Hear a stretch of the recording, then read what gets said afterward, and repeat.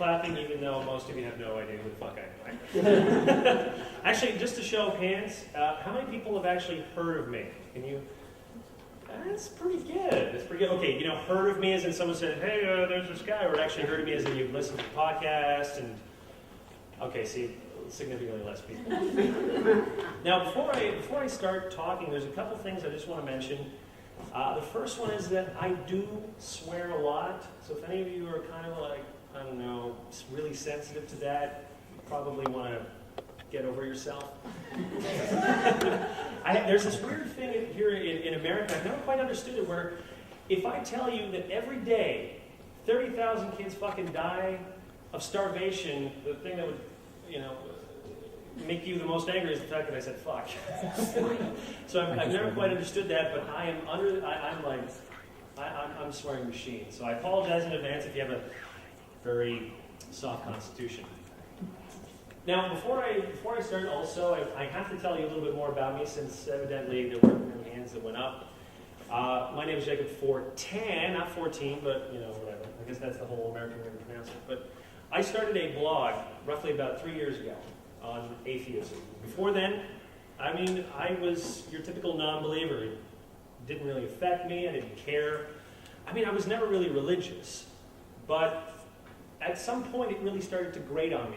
I don't know what it was. I think it's kind of like you ever have a sink that doesn't quite, you know, where the tap doesn't quite close, and every time there's a drip, drip, drip. And at first, you don't care, right? You're like, who gives a shit? But eventually, you're like, oh, I gotta fix this thing. It keeps driving me nuts. And I think that's what it was, you know, like Chinese water torture. Or every single time you hear somebody doing something insane or stupid, or you hear that religion is fucking up people's education, you hear of schools basically getting rid of evolution in textbooks, or most recently of the age of the universe, and all of a sudden you're like, I gotta do something about this. I want to do something more than just complain about it, or talk to my friends about how lame it is that, you know, we live in a world that's so dominated by religion. But before I started that, I have to admit that I was never really a believer. I don't know how many of you previously have been believers. Show of hands here. How many of you have believed? So about roughly half of you, I guess, have been believers. It's usually what I kind of expect from these kinds of things. I was never one, but I do think I kind of was a believer the same way that children believe in Santa Claus. You know, when I was a kid, I think originally I was trying to negotiate, bargain with God. I'm like, God, can you get me a bike? Because honestly, I'm sick and tired of walking. And when I didn't get a bike, I'm like, this guy sucks. You know, he's not giving me anything. And it really never entered my mind until actually I started asking real scientific questions. Because it turns out, you might think to yourself, oh, you know, religion doesn't answer scientific questions, but they really try to. They try to answer the question of how old the universe is. Try to answer questions about where we came from. And they're not very good at answering those questions. So when they try to answer those, and I went to school in elementary school, it's called Pope Memorial. So I think you kind of get an idea of how religious it was. Luckily, my father never really continued the indoctrination. And I remember in classes they used to talk about Jesus, and I thought to myself, this superhero's really lame. Doesn't have any powers, and he gets his ass kicked right near the end. What the hell is this story? So I never really took it seriously. And I'm lucky enough that I live in a province where most people think it's actually very religious. Quebec, Canada, a lot of people think, oh, it's very religious over there, right? Actually, it's not. In the 1960s, they kind of kicked all the religious people out. Something called the Quiet Revolution. And basically what they did was, before then, the church controlled pretty much everything, education, hospitals, and eventually, I guess the population got kind of tired of it, but it wasn't really a violent revolution. They just said, get the fuck out. And they started setting up their own institutions, and it was a very intellectual and secular movement that happened in Quebec. And I'm lucky, because if you look at the average of people who believe in evolution in Canada, it's actually only 59%. Surprise some of you who think, oh, you know, you're more secular up there. Well, not really. But in Quebec, the percentage of people who believe in evolution is roughly 71%. So you can guess that it's actually significantly different from the majority of Canada. So even, you know, like in my experience, even in Quebec, again, it wasn't really something that I thought about a lot until I watched a documentary back in 2007 called The God Who Wasn't There by Brian Fleming. I don't know if any of you have seen that. You've seen it before?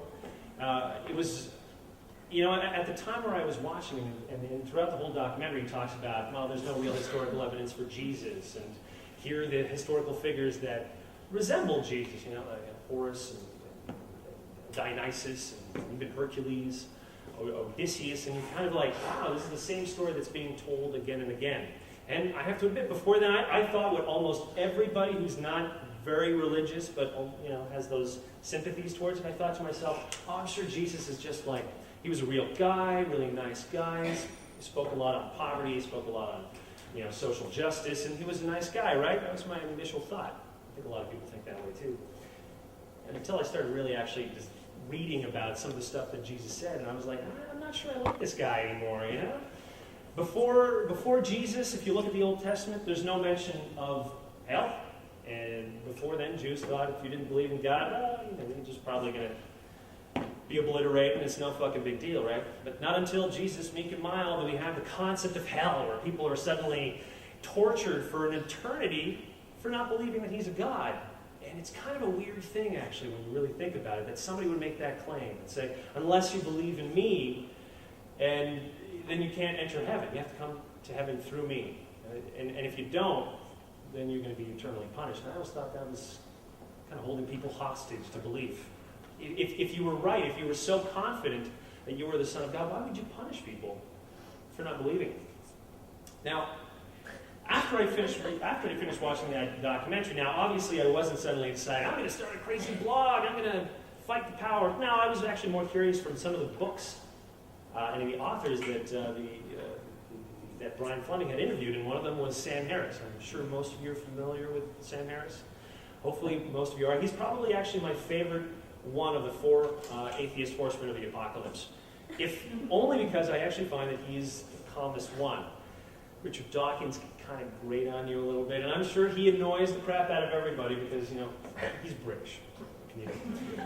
And Dan Dennett, he looks like Santa Claus. Sure, I love him, but he kind of puts me to sleep. But Sam Harris had, I found, one of the most compelling arguments when he said that the problem is actually with the moderates, religious moderates, because they provide the framework from which fundamentalists are able to operate. And they can't, if you are a moderate Christian, for instance, and you believe in infallibility of the Bible, how can you argue against fundamentalists who take the Bible literally, right? It's really difficult. You don't have any moral standpoint at that point. So I think Sam Harris really brought me into the atheist world. And I tried at first, I thought I'd do a blog, but everybody does a blog. I don't know if you know this, but there's probably a few of you that actually have blogs. How many of you here have blogs? Huh? There you go. Okay. So it's a pretty competitive environment. I'm not a particularly good writer. The only thing I can do is talk. So what I decided to do was actually start a podcast. And in about 3 years, I've developed I think I've done probably about 140 podcasts. I have 4,000 listeners, which is not huge, but it's not bad. It's good enough to be brought here, right? And I also have a membership of people who pay for extra stuff. So the way that I make money is that I give people more content. It's a concept called freemium. I don't know if you guys are very familiar with that. I'm not going to bore you with this concept. It's not really that interesting. But needless to say, I kind of got into this whole atheism thing a little bit gung-ho. And it's been surprising how much of a response that I've gotten so far. I think the most amazing thing really is how much people react and respond well to what I have to say.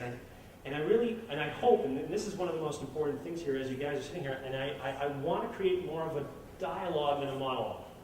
So one of the things that we're going to do throughout the speech, because this is the first version of it, you guys are the first to actually sit in one of my lectures. This is number one. I've never done this before. And I actually want to get a lot of feedback from you guys. So I'm not going to be spending 2 hours just talking